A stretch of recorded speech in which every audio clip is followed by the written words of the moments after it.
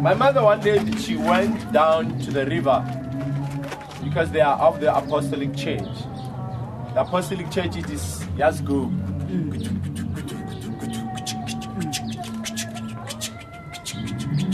So they were in the church. It was about 3 o'clock in the morning, and the year, if I remember, probably it was in 1987.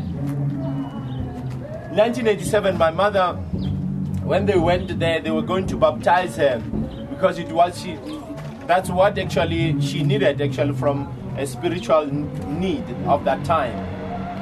And when they got into the river, actually, the dragon had swallowed. We'll identify it as a dragon to make things safe. It's easy for the language.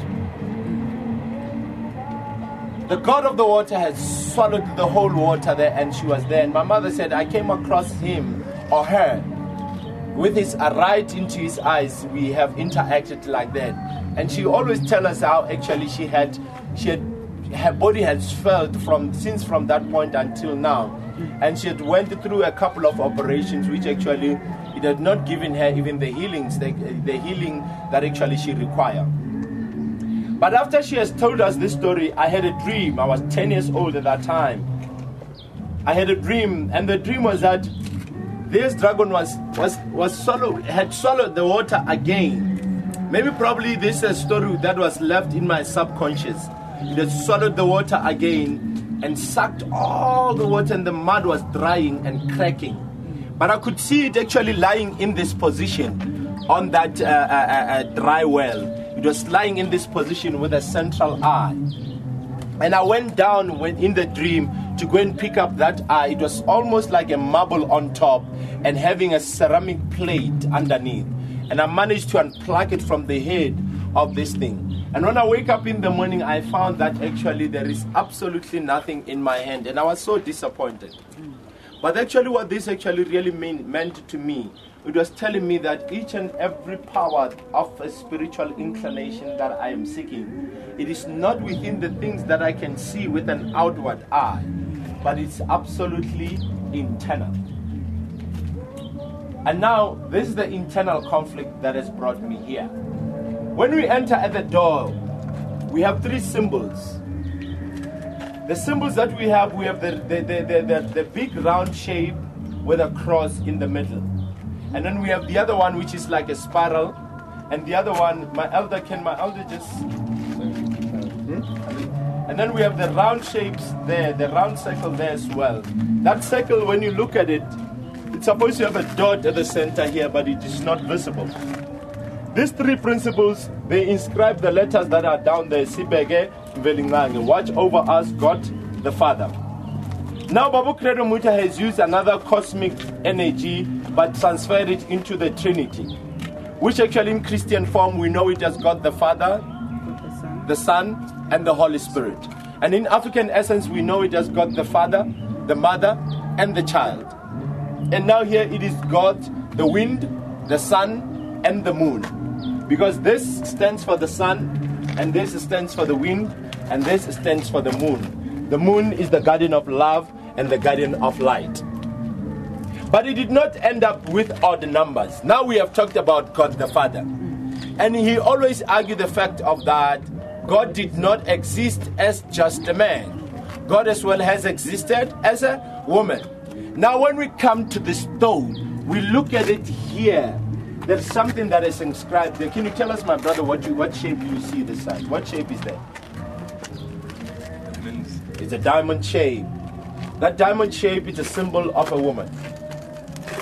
So which means it is God the Mother. It is saying an internal spirit that exists. A woman is always an internal spirit. Because if ever you can look at us as human beings at this particular point in time, men are external and women are internal. And Babu Credo Mutwa talks about that women all the times when they think around their pelvic area. And we as men, we think with our mind. Well, we think not always. You disagree with that? Why you disagree with that? It's the opposite. It's the opposite. They think men. You think men? They think with their No. No.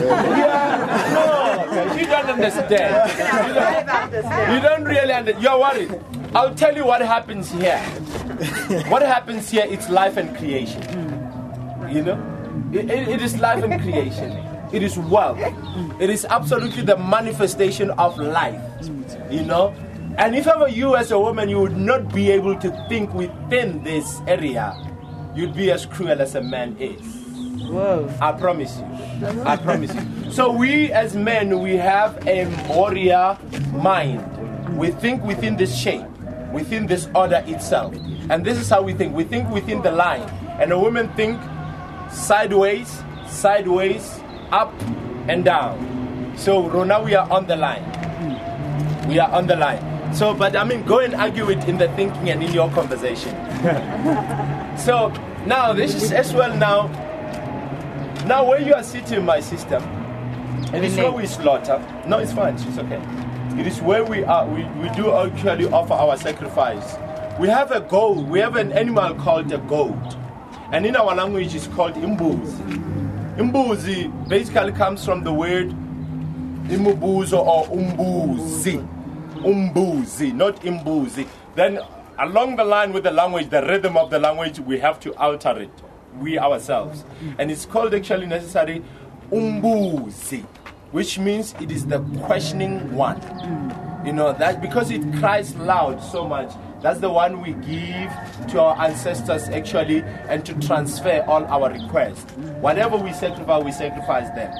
When we finish sacrificing, probably maybe we take the internal parts of that we have to not eat, and then we take the blood, and then we take the fats, we take sugar, we take salt, we take all those kind of things, certain other, maybe herbs, sour herbs as well. And then we come here and we start to practice what actually in Christian form is identified as an Abrahamic faith.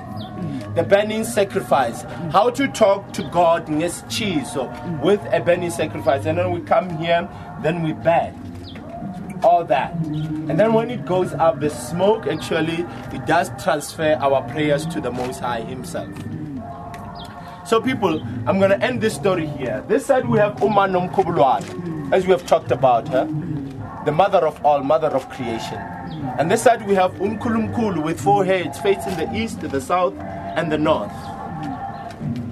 And that side we have Umbelingange, the God's son, the warrior, that has been trusted all times. I'm not going to explain a lot on that story, but I want us to discuss that sign. Could somebody tell me what that sign is? Pentagram. Star of David? Pentagram. Pentagram. Star of David. Star of David. Star of David. Pentagram, I like that word. Pentagram. What you said? Pentagram. Pentagram. What is the pentagram? I guess if you think of it in terms of witchcraft, that is, but we want to say in a bad way, it's a connector to the elements of earth and to God, I guess. Thank you very much. It's connected to the element pentagram. It's connected to the element of human existence and actually to God Himself. It is sort of geometrical DNA supplement as it combines there. It means the covenant. Yes, it's a Star of David. Yes. It's a Star of Israel. Mm-hmm. It is the covenant. It is the agreement with God. Mm-hmm. It is the way all the times we shall pick up our direction. And hence, many religions who have gone with the star, they have not gone wrong. Mm-hmm. Not that they have not gone wrong in terms of their belief system. Like they have not gone wrong in terms of having congregation, whether they are of lie or of truth. You know, for me, the star is a star of covenant. It's an agreement that God has made with Israel from the beginning of time. That is the star that we will always, all of us, have to connect with it. And I mean, we have to unpack these kind of things to a certain degree sometimes. Unpack them and be in a conversation about these kind of things. And be in a conversation about who do you believe in? Who do you believe in? Who do you believe in? Because me, as a black man in my community right now, I have a problem. I have a problem of 7 church in one community, whereby even my people, they start to say to each other, my God can kick your God's ass this far. Let's go through.